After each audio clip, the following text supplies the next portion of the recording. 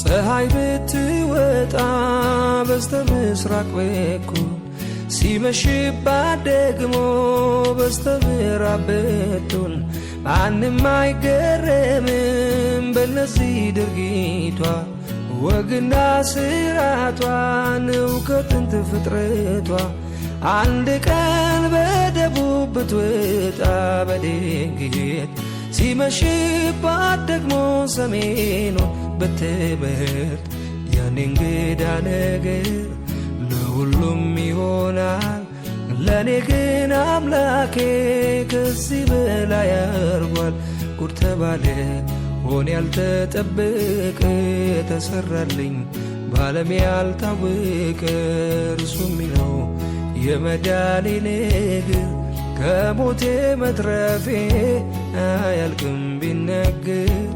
ከሞቴ